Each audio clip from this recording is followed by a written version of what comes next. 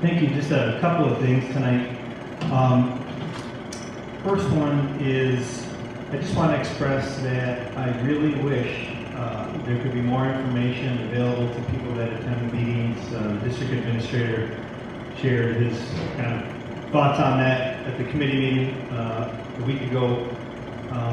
And just an example tonight, we're talking about some pretty interesting things, substantial things like budget amendments and transferring money to fund balance. I think the people that take the time to come here, including myself, I've been at every meeting for over a year now. I think that we should be able to look at some of that so we can be a little bit more engaged in the discussion, so we can follow it better. There was a time when some handouts were coming, and then they just stopped. And I don't know why that is, but it is certainly appreciated. It's also helpful to when the reporter from the Water for Post is here, and it's certainly helpful to me as a person that runs a website that plays the videos of these meetings.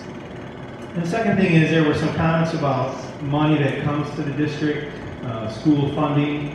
The person made the comment to kind of paraphrase that this money just comes and we don't really know why we get it and whether it'll be more or less when the final calculations are made. And I'm not really surprised at those comments, but they're disheartening to hear from a person that should know the numbers of the district inside and out. And the gesture, the nonverbals coming from the district administrator were equally disappointing.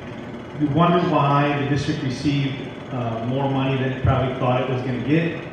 And look at two really basic things. And it comes on a spreadsheet. DPI publishes it. So the first thing is that this is the first time in 4 years that compared to the rest of the state, this district has been considered less wealthy, meaning the dollar amount per student has gone down. Hasn't happened in about 4 or 5 years.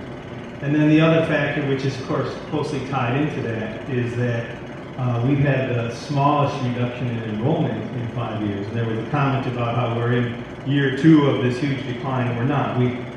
As far as state aid calculation, we only lost 12 students compared to the previous year, where we had lost almost 80 in that annual enrollment calculation. So that ties into a bigger picture, and the board has decided to institute 4K next year, which is wonderful. That's going to ramp up enrollment.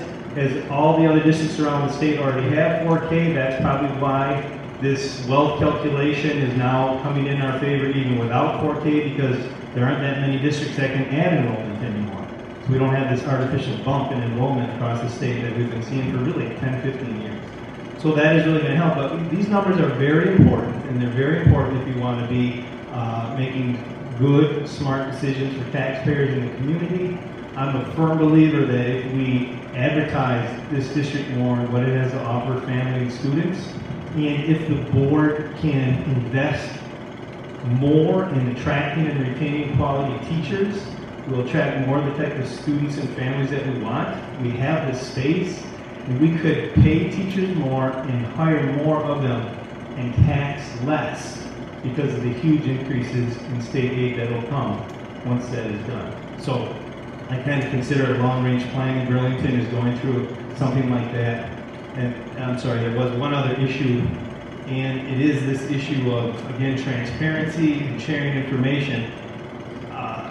That you're going to go into closed session is fine to talk about some issues when it comes to these competitive bids, but it's very frustrating for me that we would not be able to hear a discussion about these vendors.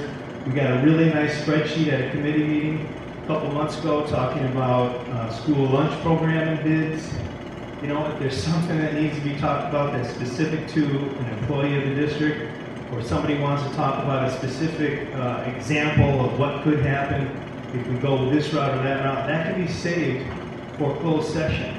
But we, the taxpayers, the members of this community, should be able to come to these meetings and hear the feelings and the input from every single board member about the different options. And then when we go to vote in upcoming elections, we'll have a better idea of who we're voting for. Or if somebody else is running, we'll have a better idea of why they're running and what we can expect to have changed. Thank you.